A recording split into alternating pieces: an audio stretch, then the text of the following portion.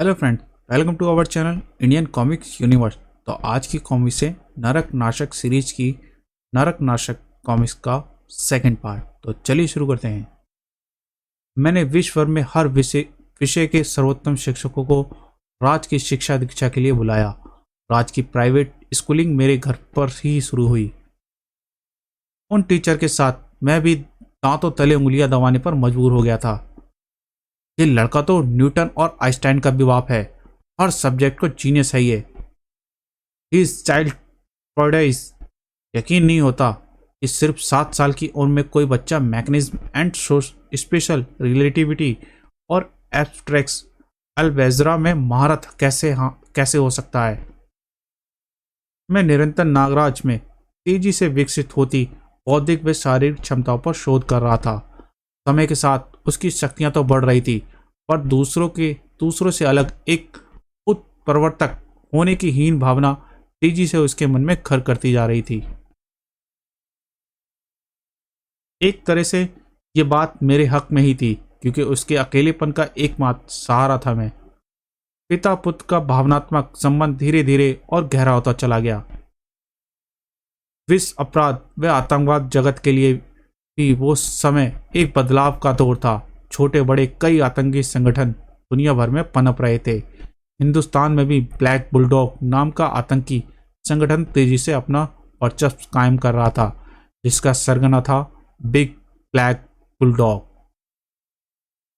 हिंदुस्तान के अलग अलग शहरों में आतंकवाद फैलाने के अलावा बिग ब्लैक बुलडॉग का मुख्य कार्य देश में किराए के हत्यारे सप्लाई करना भी था। ये हत्यारे कहलाते थे बुलडॉग की ब्लैक आर्मी। विश्व अपराध जगत में अपनी धाक जमाने और नंबर 1 बने रहने के लिए बुलडॉग की राह में का सबसे बड़ा रोड़ा था मैं।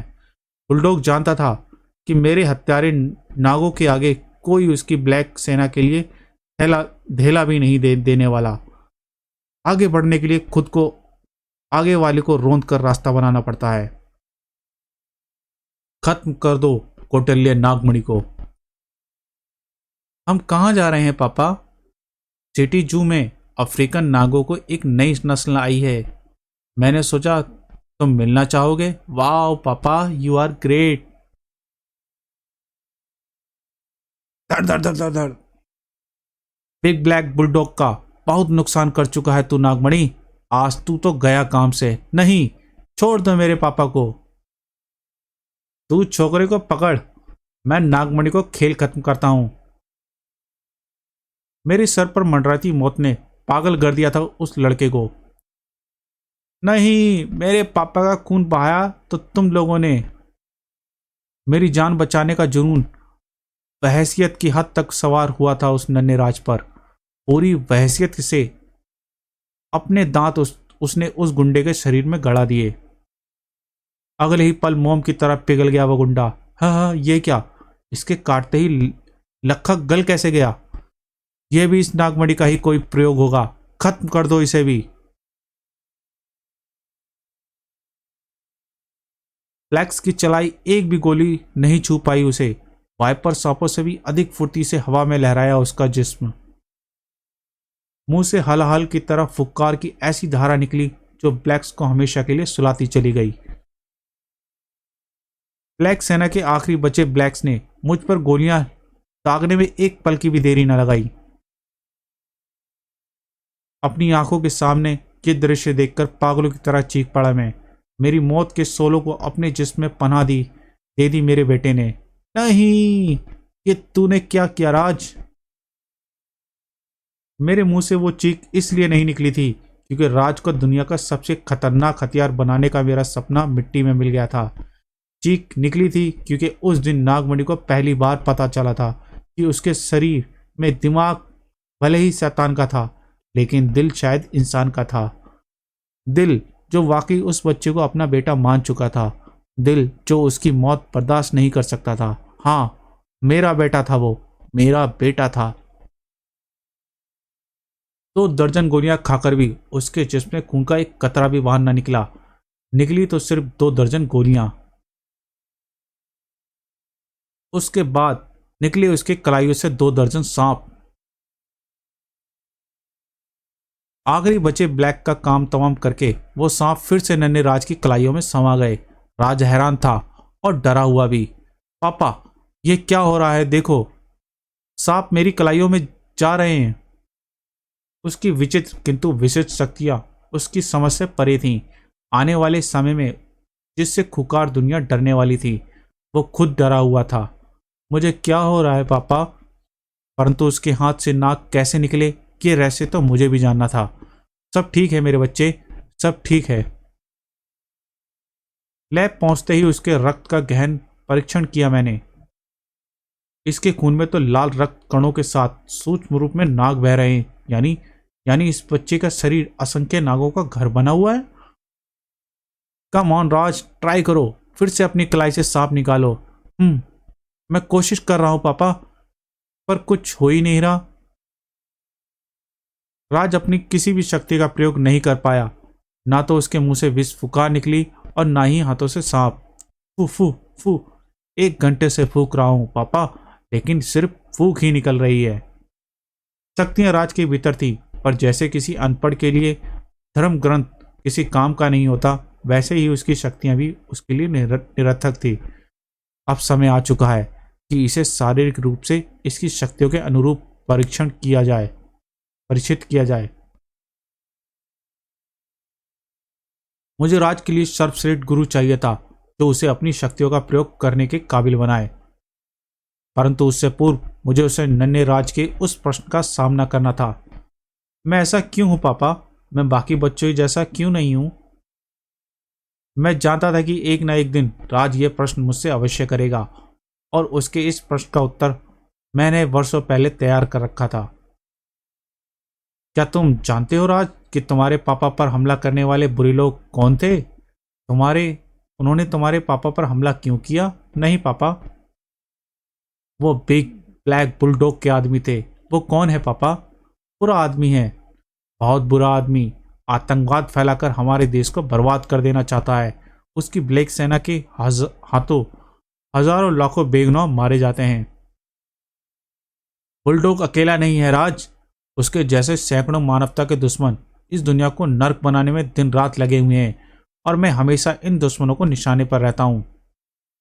बुराई के प्रति उस बच्चे की आंखों में ऐसी आग देखी थी मैंने कि कभी कभी मेरा कलेजा भी दहल जाता था।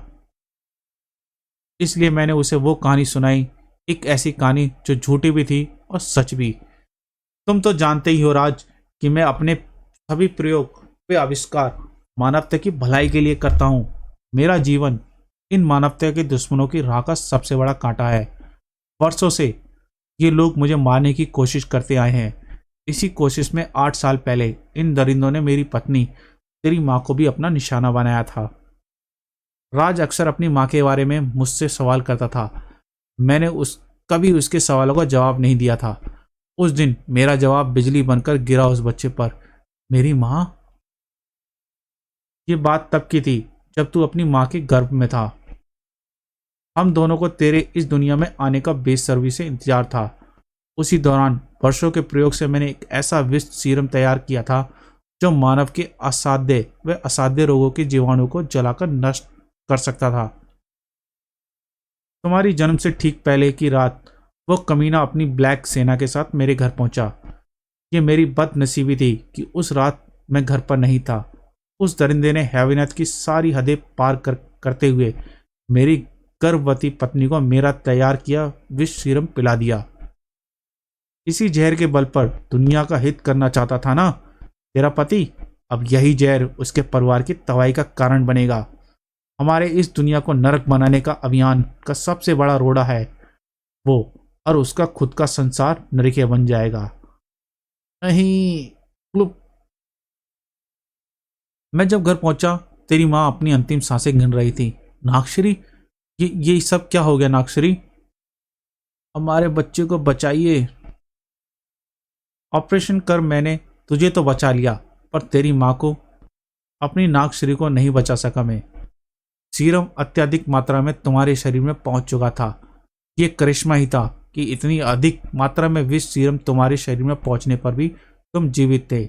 इस सीरम ने तुम्हें शक्तियां तो अवश्य ही दी, पर तुम्हारा रंग रूप सब कुछ बदल कर रख दिया। वो कहानी सुनकर नन्हे राज का पूरा वजूद सूखे पत्ते की तरह कांप उठा था। एक बार फिर मैंने उसके मुंह से विष फुक्कार की लकीर उठते देखी। मैं तुम्हारा और तुम्हारी माँ का अपराधी हूं राज। ना तो वो विष सीरम बनाता, ना। नहीं पापा नहीं, आप दोषी नहीं हैं। आप तो मेरे भगवान हैं। आपने कभी मुझे माँ की कमी महसूस नहीं होने दी। दुनिया को कटाक्ष और तानों को घायल होकर जब भी मैंने पनाह ढूंढी, माँ के आंचल के समान पिता की गोद मिली मुझे।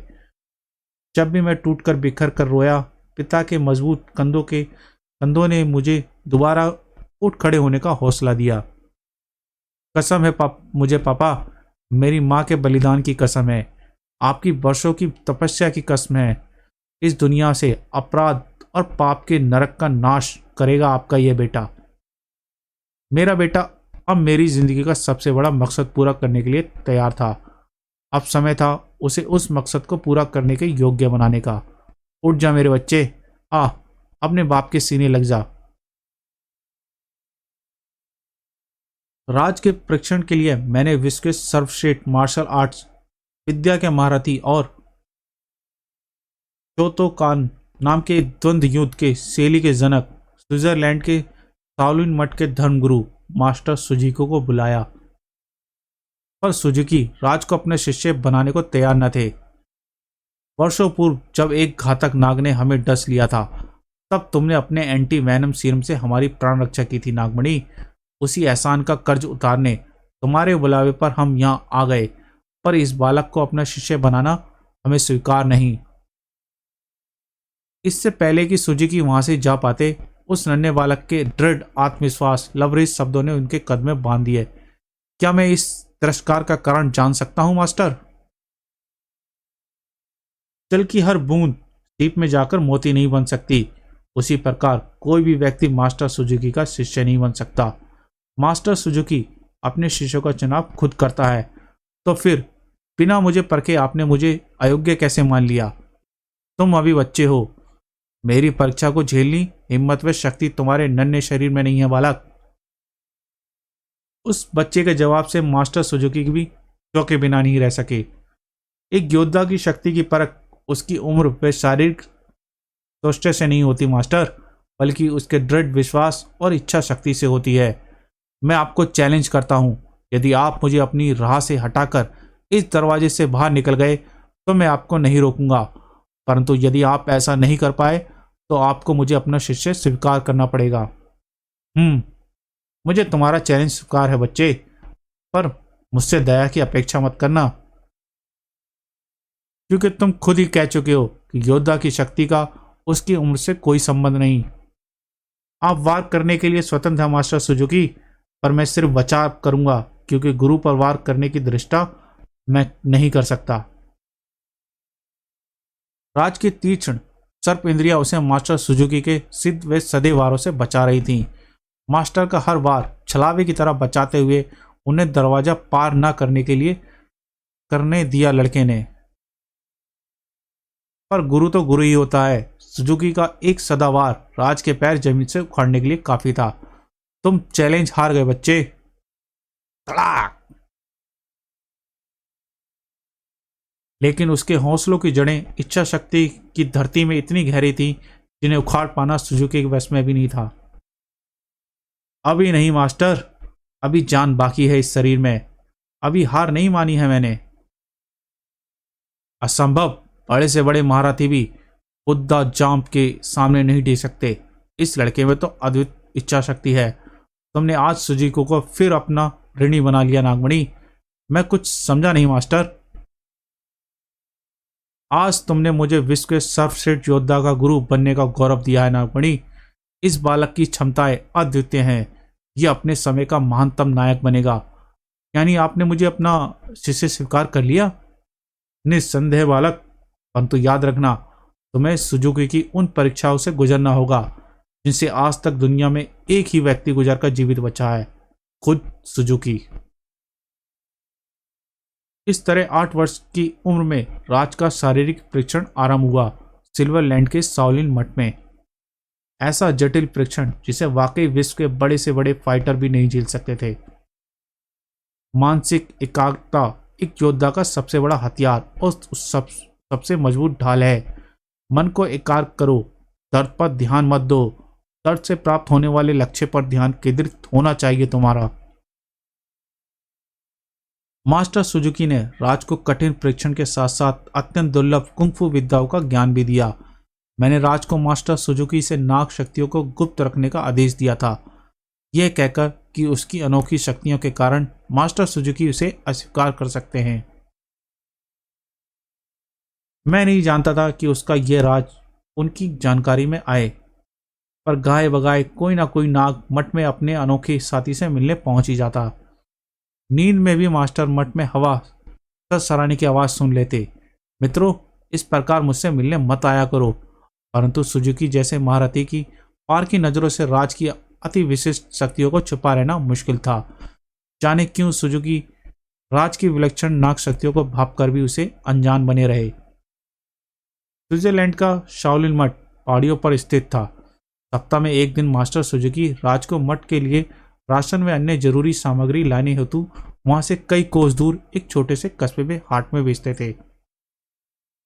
उस दिन अचानक पूरे हाट में जलजला आ गया। भागो, अपनी दुकानें बंद करो, राजा बुगा कुहान के सिपाही आ रहे हैं। तो गाइस, ये थी नरक नाशक सीरीज की नरक नाशक कॉमिक्स का सेकंड पार्ट। इसके थर्ड पार्ट में हम जल्द ही मिलेंगे। गाइस, अगर ये कॉमिक्स आपको पसंद आई हो तो इसको वीडियो को लाइक करें, चैनल को सब्सक्राइब करें और बेल आइकन का घंटा प्रेस करना ना भूलें, जिससे आपको आगे आने वाली कॉमिक्स का नोटिफिकेशन मिलता रहे। तो मिलते हैं अगली शानदार कॉमिक्स में। Thank you.